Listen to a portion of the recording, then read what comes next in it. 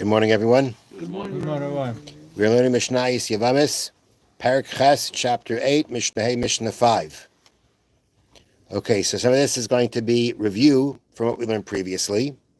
Hasaris, the person who is sterile. Loi choyletz v'loi miyabim. He doesn't do chalitza, doesn't do yibum. Now, as we learned in the previous Mishnah, following, as the Bartanura follows the opinion of Rabbi Akiva, which is that if we're talking about a Sris Chama, he was born that way, he was born sterile, so then this is when we say, Loi Chaylitz, he doesn't perform Chalitza, V'loi Miyab, doesn't perform Yibam.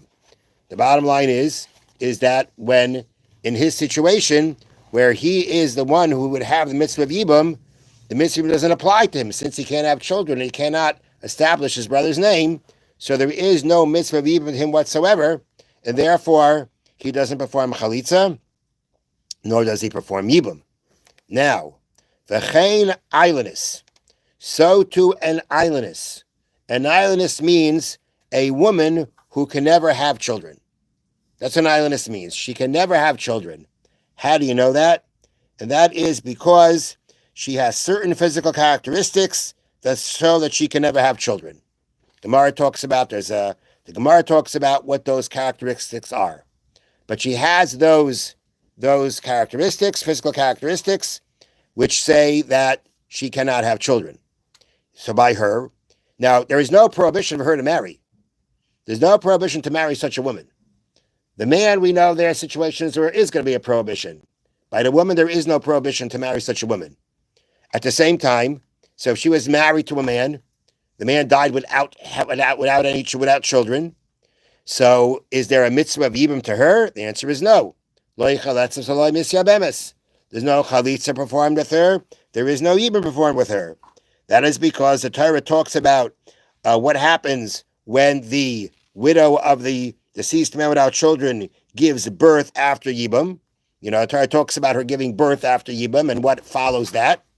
And being that this woman can't have children, then that means she's excluded from the mitzvah.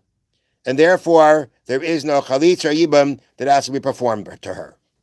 Okay, so we have the saris, the sterile man, again, brought from birth, who has no mitzvah of yibam at all, which means there's no yibam connection to him at all. And then there's the islandess, the woman who can't have children, that there's no yibam connection to her, and therefore no chalitza or yibam done to her. Now, hasaris shachalatz liyavimta. Now, what happens if this person, the sterile brother, went and performed a chalitza on his sister-in-law? He didn't need to, but he did it anyway. Loi pasala. He has not invalidated her. Invalidated her means, we know there is a rabbinic prohibition that a woman who had chalitza performed on her may not marry a Kohen. Just like the Torah forbids a divorcee from marrying a Kohen, the sages said that a woman who chalitza was done to her also may not marry a Kohen. So in this case, when the sterile brother did chalitza, the Mishnah says, doesn't affect her whatsoever, because his chalitza is meaningless. It's meaningless. It has no there's no point of it. There's no point of it. It doesn't affect her. However, ba'ala, if let's say he cohabited with her, which means he had no mitzvah of yibum to do, but he cohabited with her, you're not allowed to do that. If there's a situation where there is no mitzvah of yibum to do with your sister-in-law, she's forbidden to you. So if he actually cohabited with her, then he does invalidate her from the kahuna, from ever marrying a Kohen, or eating truma from her father's house if she was a daughter of a Kohen. Mipnei she be less nus, because this was a cohabitation, a forbidden cohabitation. It was a znus cohabitation. That means a forbidden act of cohabitation. Any forbidden act of cohabitation that's done to a woman invalidates her from being able to marry a Kohen. So therefore the Mishnah says, if he cohabited with her, he invalidates her. V'chein islandess, the same thing regarding the islandess, the woman who can't have children. The brothers went and did chalitza on her. Loi pesalua, they don't invalidate her to the kahuna.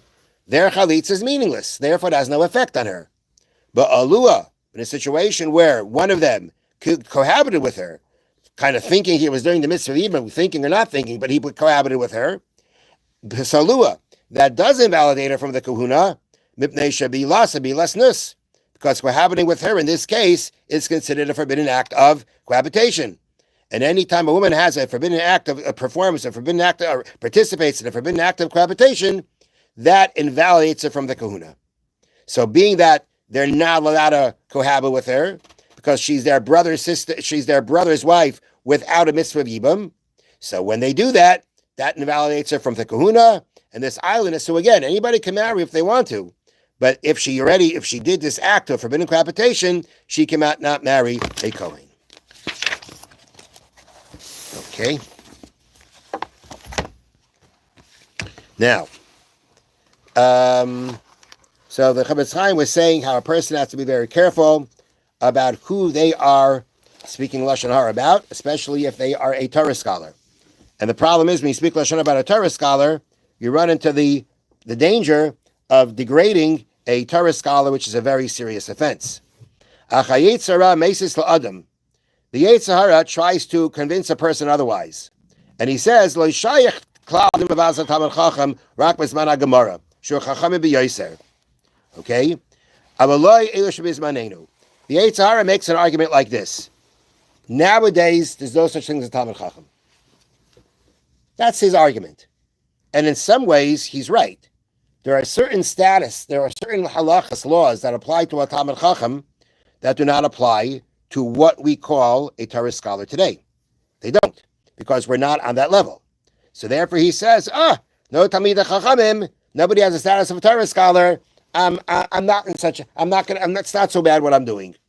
V'utoy yiskamer. Because that's an absolute mistake. The Chol Talmid Chacham hu lefi adar. Every Talmid Chacham, the status of a Torah scholar goes according to the generation. And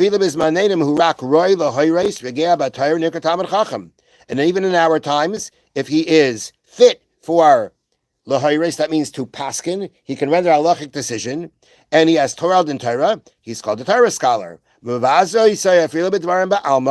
And someone who degrades him, or who speaks badly about him, who shames him, even whispered words, even if it's not in front of him, it is a very, very serious sin that can carry a very serious punishment of excommunication. And all the more so, the Torah scholar, we're not talking about a Torah scholar, we're talking about the Torah scholar who is the rabbi, who makes the halachic decisions in the city. In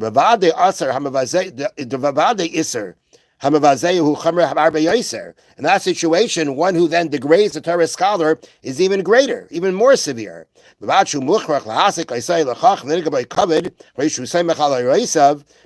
the fact that at the end of the day, buddy, you're speaking Lashon Hara about the rabbi, that you rely on him, right? You use his decisions, okay? And what are you doing now? Now you're putting him down. By now putting him down, he's now holding other people back from serving God properly. Because if they hear somebody speaking badly about the Rav, they're going to say, why should we go to him? Why should we bother with him? And because of that, they'll do things on their own and do it wrong. So therefore, the person, don't let the Yetzer Hara convince you that nowadays there is no status of a Torah scholar. When it comes to the prohibition of Lashon Hara, when it comes to the prohibition of degrading a Torah scholar and its severity, it applies nowadays just as it did, and especially if it is the rabbi, the one who is running halachic decisions for that city, and that's where you're speaking and putting him down. Have a wonderful day. Thank you, Rabbi. Thank you, Rabbi. So, no critics to you? No. Okay. Absolutely not.